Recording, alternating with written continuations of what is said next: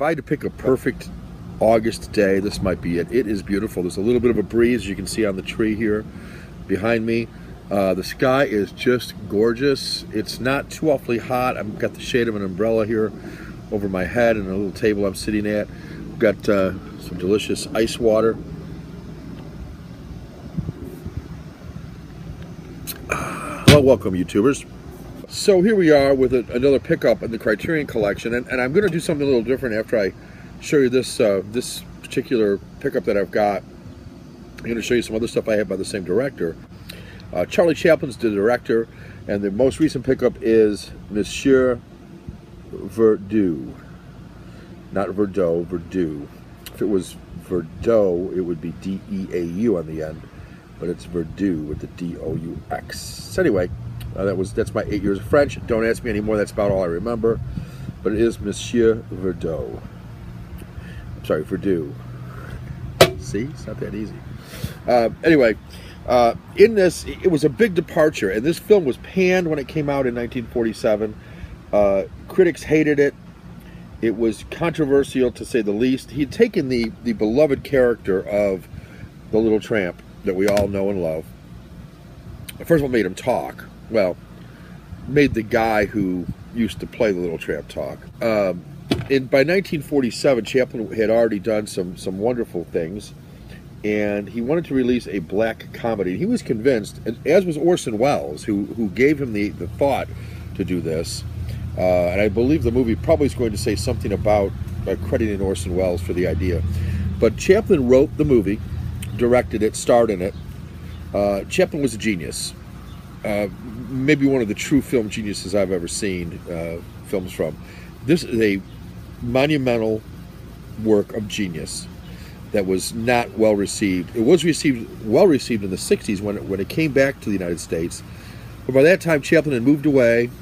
He would only come back a couple times after that. One was to receive an honorary Oscar, and some other, I don't remember why he came back other than that. He was disillusioned with the United States because he was pretty much blackballed in this country and questioned for being perhaps a communist or a sympathizer for the communists.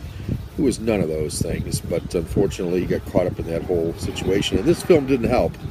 This film portrays a man who's basically a 20th century Bluebeard. Of course, Bluebeard murdered women and took their stuff, and he did that. He was a ruthless serial killer, really, whose own family, wife and ill son, I think crippled son if I'm not mistaken, and he's bumping off women to take their fortunes to support his wife and child, since he's out of work himself. An interesting premise for a movie, and Chaplin was convinced that you could make a comedy out of a murderer, and did. This is a comedic, this is not a serious drama necessarily, although certainly there are very serious moments in it. People are getting killed, so there you go. And at one point in the movie, though, he makes the point, you know, is a serial killer so wrong when there are countries that are arming themselves for mass destruction, not of 10 or 20 women, but of thousands and hundreds of thousands of people through arming themselves for war, be it nuclear war. Remember, this was 1947. You remember 1945, this country dropped 2 atomic bombs on Japan and killed a lot more than 20 women. And killed children and killed a lot of others. Now, I'm not condoning this country for doing it. I'm also not condemning this country for doing it. It was what it was, and we can't change it. But Chaplin certainly was making a political and social statement into this movie, as well as being entertaining. And he tended to do that with his later films. So 1947, 124 minutes, so there's plenty to see here. It's in black and white, 1.33 to 1 aspect ratio, so it's going to be the squarer with some black bars on the sides, of course, unless you use your zoom feature on your Blu-ray player to zoom in on this, and I don't recommend that. This is a work of sophistication, folks. It is a black comedy. It is, the character has a lot of depth. He's not evil, he's not good. He's interesting. There is a 2K digital restoration. There is a documentary on Monsieur Verdoux. Verdoux. I'm going to do the, no, it's Verdoux. You know, it's Verdoux. Sorry. Anyway, 2003 documentary on the film's production and release, featuring filmmaker Claude Chabrol and actor Norman Lloyd. And then a Charlie Chaplin in the American Press, a new documentary featuring the director of the Chaplin Company, Roy Export K. Guyanvarch, and author Charles Meland. People need to get easier names to pronounce if they're going to do Criterion stuff, please. Illustrated audio interview with actor Marilyn Nash, radio advertisements and trailers, and a booklet. And you know, this is a fairly recent when they released this, but you know, be happy that this is a thick booklet for those of you who, and it is the book, and it's got pictures from the production and quite a lot of artwork in this, scenes from the movie and so on. So pretty cool there. The disc itself looks like that, and then you've got the chapter listing on the inside cover. That's what the outside of the booklet looks like. Very cool. Of course, it's in black and white with the monaural soundtrack, but good stuff here, and really fits into the whole palette of Charlie Chaplin films quite well. So let me take a quick look at some of the other ones and then get to this one. This is one of his best as a little tramp. 1931 City Lights, where he of course plays the little tramp, and he falls for a young blind woman who's selling flowers on the street. She mistakes him for a millionaire. Of course, she can't see him. And this was made after the advent of sound, but he still wanted no sound in his movie, even though many others were doing it. So this is toward the end of the Chaplin's Little Tramp phase, and there are quite a few that were out before this one that I don't own, that aren't on Criterion, including The Kid, which I really want, and some others. But this has got a lot of extras on it and so on. But in 1931, talkies had come out. He was still steadfast to want to do the silent movie.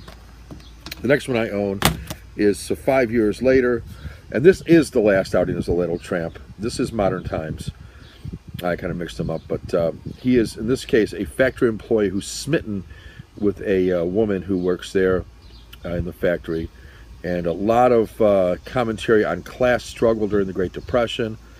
It was made within 10 years after talkies had started, and yet it does contain some moments of sound, even a song that's in there, but the Little Tramp does not speak. So, and I think fittingly, I don't think he should have ever spoken, and he didn't. So I'm glad the Little Tramp never did. Chaplin, of course, does, and the first film that I'm aware of, anyway, that he spoke on is this one, 1940's The Great Dictator. What a great film this is. Again, Chaplin making commentary on society.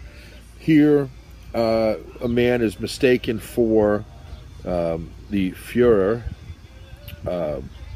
and he's offering a caricature here of the Führer. It's not Adolf Hitler per se, but you know, looks just like him. This one's an interesting movie.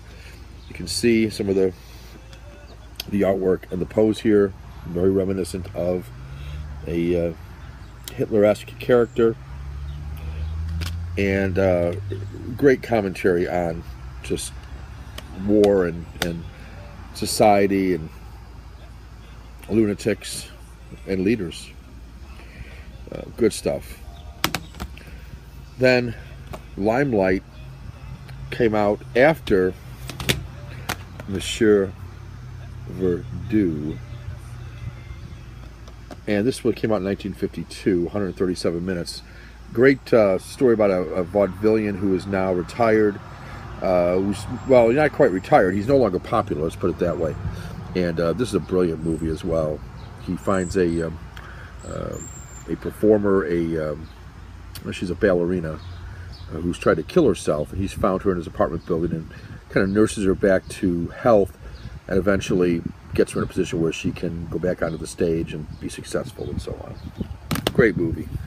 And then we have Monsieur Verdoux. I'll do it all day long if you let me. Great movie, and really controversial in that it put America in a bad light, and so he was pretty much blackballed when this one came out, as I said, and it was sad because this movie was pivotal in his career. In that Limelight was not well received either. He was still the aftermath of this one. You took The Little Tramp away from us. It was, okay, you did the Great Dictator thing, and that was cute, and we could stand mocking Hitler because it's Hitler, so who cares? But we couldn't stand mocking our own country and countries that were arming. This is the height of the Cold War, or certainly during the Cold War, post World War II, and just this did not go over well. But I'm telling you what, this is a brilliant movie. I'll be watching it soon. I've seen it years and years ago, but really wanted to own it, and happy to own this one on the Criterion Collection. The best way to own a film like this is on the Criterion Collection, and I'm really happy to add this one to the collection. I'm still going to add the Gold Rush, but I picked this one up prior, other than the Gold Rush, because the Gold Rush is going to be a straight comedy. I get that. There's a love interest in it and so on, and the whole idea of looking for gold in Chaplin is going to be funny. But I felt that the reason I picked each one of these is this is the great love story that he did, and I think the ending of this movie should have been the last scene of The Little Tramp. But Modern Times, of course, is the last movie of The Little Tramp, and I wanted that one. And the comment on society here was important to me. This one is just wonderful. The soliloquy he does in this thing is amazing.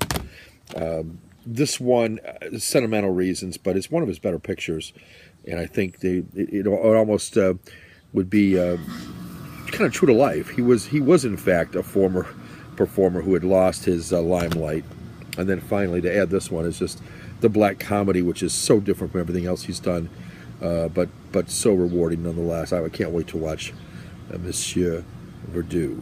Not Verdoux. Okay, guys, that's it on the Chaplin stuff. Maybe I'll take this for the old still shot here. But looking forward to hearing your comments on this one. And any other Chaplin movies that you're a big fan of that I don't own, let me know. Thanks, guys. Take care.